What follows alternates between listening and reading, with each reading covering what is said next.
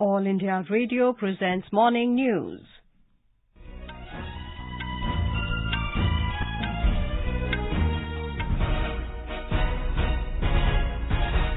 Good morning, I'm Valsa Williams. The headlines. India is emerging as a key driver in global growth, says President Ram Nath Kovind. Lok Sabha passes National Medical Commission Bill 2019 to improve quality of medical education. Triple Talaq Bill is scheduled to come up in Rajya Sabha today. Prime Minister Narendra Modi speaks to Bihar Chief Minister, assures all possible assistance for the flood-affected people. In Pakistan, at least 15 people killed in a military plane crash in Rawalpindi.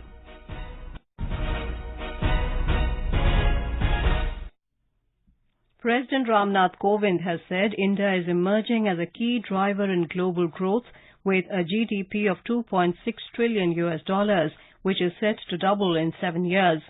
Addressing the National Assembly of Benin in Porto Novo yesterday, the President said India's vision is of Sabka Saath, Sabka Vikas, Sabka Vishwas. This mantra is not just limited to our domestic agenda, but purposefully guides our external engagement as well. We remain committed to work with you to meet the aspirations of your people on this basis and in accordance with the principles of South-South cooperation.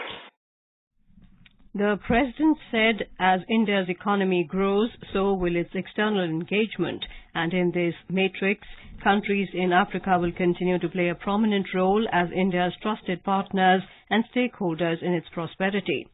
The President said India is committed to support Benin's growth and development. He expressed happiness on implementation of the $42.6 million line of credit for upgradation of water supply schemes in 103 villages in Benin. He announced fresh line of credit worth $100 million for developmental projects in Benin. The President thanked Benin for its support for India's candidature for permanent membership of the UN Security Council. Both countries reiterated their commitment to stand together in the global fight against terrorism and piracy. The President will today meet members of the Indian community at a reception hosted in his honor in Cotonou. Later, he will leave for Banjul, the capital of Gambia, for the second leg of his three-nation visit. India and Mozambique have signed 2 memoranda of understanding on sharing white shipping information and cooperation in the field of hydrography.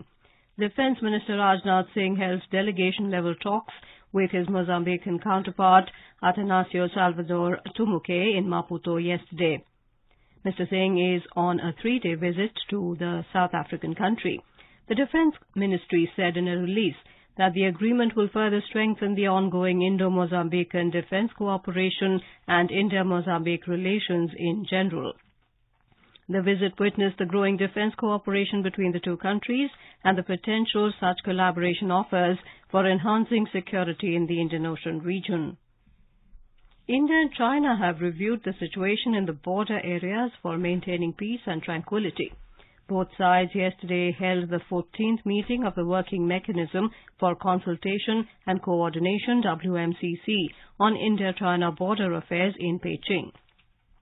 External Affairs Ministry in a release said the Indian delegation was led by Joint Secretary East Asia Naveen Srivastava and the Chinese side was led by Director General of Department of Boundary and Oceanic Affairs Mr. Hong Liang. During the meeting, India and China took note of regular exchanges at the troops level and at diplomatic level under the WMCC framework. Both nations also reviewed the progress made in effective implementation of various confidence-building measures to further enhance mutual trust and understanding. India and China acknowledged the importance of maintaining peace and tranquility in the border areas for smooth development of overall bilateral relations. The Working Mechanism for Consultation and Coordination WMCC was established in 2012 as an institutional mechanism for consultation and coordination for management of India-China border areas as well as to exchange views on strengthening communication and cooperation. With Dipendra Kumar, Anupam Mishra, AI News, Delhi. The Lok Sabha has passed the National Medical Commission Bill 2019. The bill seeks to repeal the Indian Medical Council Act 1956. It is aimed at providing a medical education that improves access to quality and affordable medical education. The bill will also ensure availability of adequate and high-quality medical professionals in all parts of the country, besides promoting equitable and universal health care that encourages community health perspective. Replying to a debate on the bill, Health Minister Dr. Harshvardhan said the basic intention of the government is to ensure and restore utmost standard of integrity in the medical education and medical system in the country, and no one should have any apprehension with regard to the bill. He said the bill will help enhance the MBBS and PG seats in the country. A proposal to set up 75 more colleges with preference to aspirational districts is under active consideration of the government. Setting up of 21 new AIIMS, adding 28,000 MBBS and 17,000 PG seats in the past 5 years, uniform entrance examinations like NEET, UG and PG super specialty, allotment of seats only through common counselling at the level of DGHS and states to ensure that merit prevails while filling up seats. The Muslim Women Protection of Rights on Marriage Bill 2019 or Triple Talaq Bill will be taken up for consideration and passing in the Rajya Sabha today. Law Minister Ravi Shankar Prasad will move the bill to protect the rights of married Muslim women and to prohibit divorce by pronouncing talaq by their husbands. The Lok Sabha had already passed the bill. The bill proposes to make triple talaq a cognizable offence. It also provides allowance to victim women and their dependent children. This is All India Radio giving you the news. For quick news updates, follow us on Twitter at AIR News Alerts. Prime Minister Narendra Modi spoke to Bihar Chief Minister Nitish Kumar and Deputy Chief Minister Sushil Modi yesterday and reviewed the situation arising due to floods in various parts of the state. In a tweet, Mr. Modi said the centre has been working with the state government to help those affected and it will continue providing all possible assistance needed. Meanwhile, there is no improvement in the flood situation in the state. The flood situation in Darbhanga, Sitamarhi and Muzaffarpur continues to be grim. Over 12 villages under Sugoli block of East Champaran have been inundated following breach of Ring Bund. Over 88 lakh people spread over 13 districts are reeling under the impact of flood. A report. Kosi, Bagmati, Ganga, Buri Gandak and Adhwara rivers are flowing above the danger mark. 11 trains have been cancelled due to floods.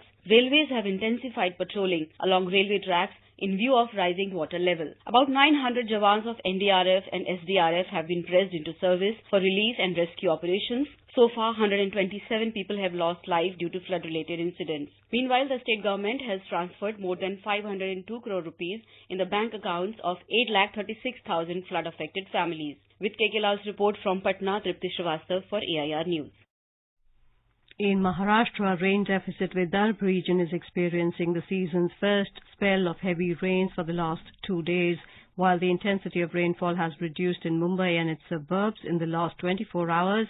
Heavy to very heavy spells of rain continued to hit Nashik and Konkan belt. IMD has predicted active vigorous rain spells to continue in many parts of Maharashtra, while Mumbai and Konkan may receive moderate to heavy rains in the next 48 hours. More from our Mumbai correspondent. The Vidarbha region, which was facing deficit rainfall for more than a month, has been receiving heavy rainfall. In Amravati, Sitna river has crossed the danger mark. The Naxal-affected Gadchiroli district is also experiencing heavy rains since last 2 days. Around 100 villages have lost contact from Bhamragad and Aheri towns due to heavy downpour, as rivers are overflowing and roads are completely submerged in the rainwater. With Nivedita Borkar, this is Kunal Shinde, AIR News, Mumbai. In Uttar Pradesh, an FIR has been lodged against the BJP MLA Kuldeep Singh Sengar, his 9 associates and 20 unknown persons in case of road accident in Raebareli. 2 persons were killed and the survivor of a Unnao rape case got critically injured in the accident on Sunday. The state government yesterday decided to hand over the investigation of the road accident to the CBI. The accident left the woman and her lawyer with critical injuries and killed her 2 aunts, who were also travelling with her in the car. The Reserve Bank has imposed a fine of about 26 lakh rupees on 2 online payment solution providers for non-compliance of regulatory guidelines. The central bank said in a release yesterday that MobiKwik Systems Private Limited has been slapped a fine of 15 lakh rupees, while HipBar Private Limited faced a fine of 10.85 lakh rupees. In Pakistan, 15 people were killed and 12 others injured when a small military plane crashed into a residential area near the garrison city of Rawalpindi in the wee hours today. A rescue team spokesman Farooq Butt said so far 15 bodies, including 10 civilians and 5 crew members, have been retrieved. The military gave no details about the cause of the crash and only said an army aviation aircraft was on a routine training flight before going down in the village of Morakalu on the outskirts of Rawalpindi. Rescue officials say the plane suddenly lost contact with the tower and the reason for the incident was not known. The war of words between Iran and the U.S. has further aggravated, with Tehran accusing Washington of rejecting its offer for more robust nuclear inspections in exchange of lifting sanctions. Tehran said the U.S. is not willing to have a dialogue. Iran's Foreign Ministry spokesman Abbas Mousavi told media that if the U.S. is really seeking an agreement, Iran can make the additional protocol into law and the U.S. lift what he called illegal sanctions. According to Mousavi, the proposal was made by Foreign Minister Mohammad Javad Zarif during a visit to New York this month. Under the 2015 nuclear deal agreed to by Tehran, Iran must ratify a document known as the Additional Protocol, prescribing more intrusive inspections of its nuclear program 8 years after the deal was adopted. Back home, the government has said all kinds of internal security problems will be handled with firmness. Minister of State for Home Affairs G. Kishan Reddy said this while addressing a flag-in ceremony of the Mount Everest expedition of the National Security Guard NSG at Manesar in Haryana. Yesterday, he said the government will provide all kinds of technical gadgets and modern weaponry for the troops. Union Environment Minister Prakash Javadekar released the latest report of green ratings on the fertilizer sector in New Delhi yesterday. The Centre for Science and Environment, along with its green rating project, prepared the report based on 42 parameters. Speaking on the occasion, Mr. Javadekar said third-party audit is the need of the hour. He said there is a need to sensitize the industrial sector. Mr. Javadekar said the government is working to boost environment protection incentives, which are a must to encourage people.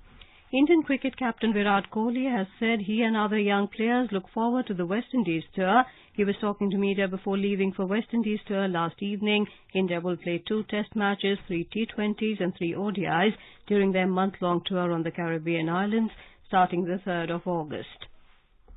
And now for a look at the newspapers, it's over to Lalima Nechadang. Thank you, Valsa.